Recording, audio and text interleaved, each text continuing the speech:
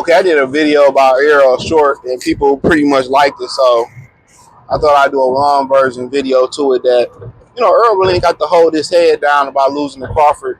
And, sometimes, guys don't figure this out. Imagine a guy that lost to, even though Muhammad Ali was a gold medalist, imagine a guy who lost to Muhammad Ali early on, and he probably could have been a world champion, and it destroyed his confidence. Then down the road, you find out Ali was the greatest fighter of all time. You like, damn, down the road, you find out Ray Robinson was the greatest fighter of all time. Then you find out Marvin Hagler was like, damn, you know what I'm saying? Like, yeah, oh, man, damn, man, this dude was generational. You know what I'm saying? Like, this dude was generational. Still better than the rest of these motherfuckers. You know what I'm saying? So I just feel like Errol ain't got to feel bad. Bud was better than I thought he was. And I thought very highly of him. When I first seen him, you want to see him clean up his defense. But you got to understand, Bud is an offensive fighter that can defend. When you are on offense, you're going to take some shots. That's just what it is. When you are offense and you are defense, you're going to leave a lot to be desired. You're going to put a lot more miles on your body than you didn't have to because you didn't take chances. I like fighters that take chances. At the heavyweight division, you kind of got to take chances. But I like fighters that take chances. Bud take chances. And if Bud needs to defend, we seen versus Errol Spence, he can defend. We seen versus Canelo Alvarez, he can defend.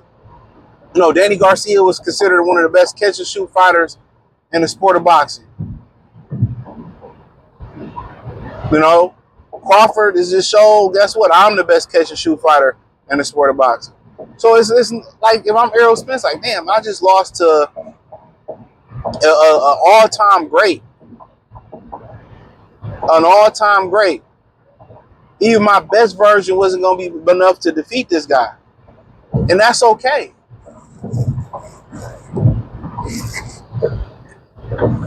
It's different than losing to a guy that you're more talented to than you had an off night or you didn't train hard.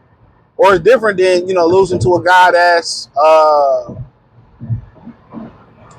that's just a, like, Lloyd Honeygun upset. No, who did he upset? Was it Donald Curry for the title? Or Mark Breeden? I think it was Donald Curry. That's like, damn, why I lose this motherfucker? You know what I'm saying? So if I'm Earl, I held my head high, and that's motivation for me to get back to it. Like, look what he did to Canelo. This dude about 3 weight classes above me. Earl looked to be in good shape. If I'm Earl, I'm just, working on accuracy, working on balance, working on, getting with the right coach, working on my speed, working on my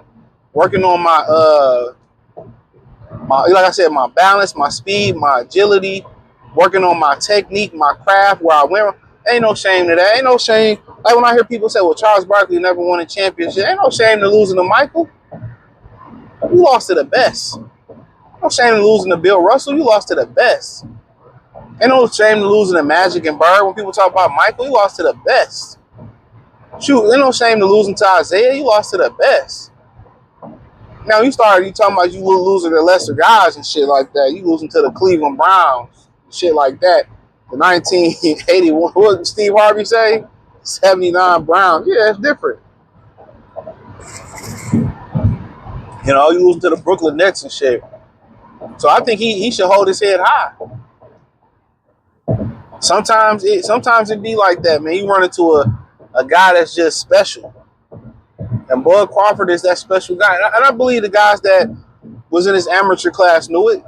But the thing about amateurs, they politic it. You think corporate America is based on how they like you and, how they feel about you. And, it's not about the skill set that you bring to the company. It's about how likable you are and all that shit. You know what I mean? That's what the amateurs is like. It's a lot of politicking, a lot of cheating and shit like that. So,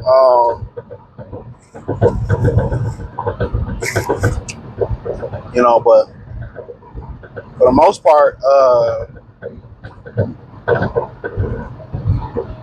I'm Earl, man. I'm more motivated than ever.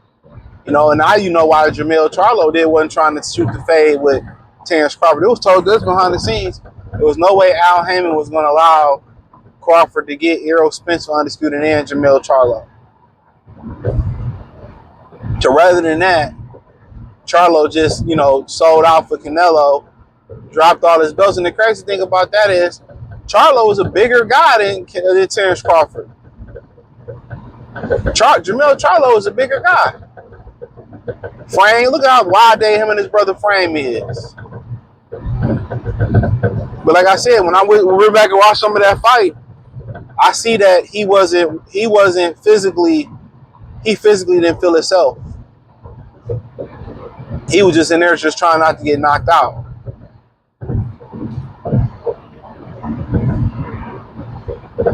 Maybe he should have put more money into his body like Bud did.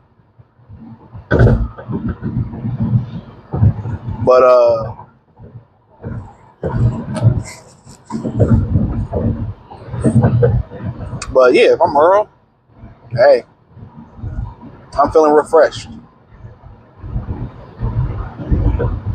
I'm trying to come out there and prove something. I'm trying to stab my way into the Hall of Fame. And maybe Terence Crawford saying he wasn't a Hall of Famer lit a fire, and he not. Too many of these guys who didn't move up and get multiple belts and shit like that, he not. So maybe he should, start off at 54, grab a belt at 60, and I was like, I think he Gucci then for sure. He Gucci.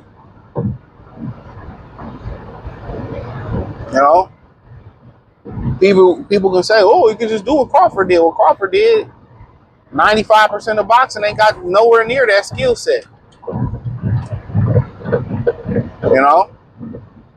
They ain't got that skill set.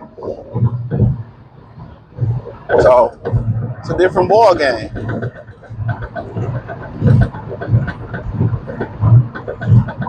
So they do not got that skill set. But yeah, he come back versus Jamel. Hey man, tip my hat off to both of them for getting the fight done. But me personally, I'm interested in that fight.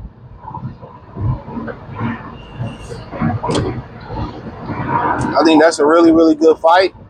And really the battle with two good jabs too. I mean, Earl, if I'm him, I just work on my jab, work on my balance. He square up too much, and on the inside, he needs some help on the inside.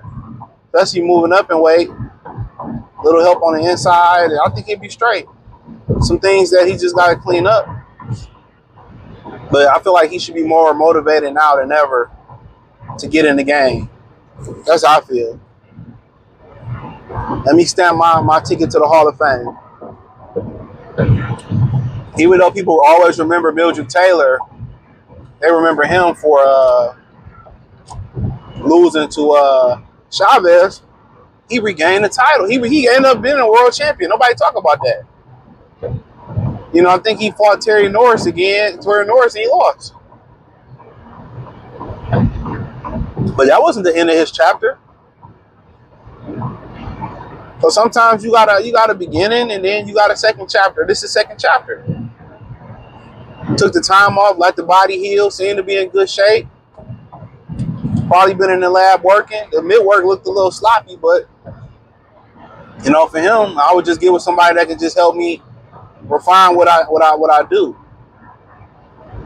Truth be told, Robert Garcia might be a great fit for him. He's done it before. I try to match people with their style and what trainers have done what they need. Robert Garcia's done it. Whether it was Madonna, whether it was Mikey taking a long time off, he was giving guys the skill set and the confidence. That's what Freddie Roach, brought Amir Khan back, brought Pacquiao, kind of back. You know what I'm saying? Most people say, well, Basically, it's because, you know, of the matchmaking. But, you know, you got to get with guys that's done it before. So for him, it's about now that next chapter in your career. Kind of for Ali, it was, you know, after he finally got cleared of the court case, bam. You know, even though we didn't see the best, you know, Foreman, second half of his career was on broke, coming back as old George Foreman. So, I mean, who else we got that had back half, you know, different type. I mean, obviously Mayweather, 2 different careers, Pretty Boy, Money Mayweather. So you had, you know, Pacquiao's created 2 careers for himself. You know, Mayweather fight, and then after that, you know, beating Thurman and, you know, doing everything he did after that. So, yeah, a little 2-part, but hey, that's all I have to say, man. If I'm him, I don't feel bad. I don't feel bad. You know, I might have been on the wrong side of history, but that history is not about to define my career. It's going to be a chapter. It's going to be a chapter to my career, but it's not going to define me. The second half, I'm going to really stamp who I am in the second half of my career if I'm him. But hey, thumbs up the video, share the video, subscribe to the channel. Next subscribe button is the bell icon button. Hit the link tree. You can find me on X, Instagram, Spotify, Anchor, Cash App, Venmo, PayPal. Peace.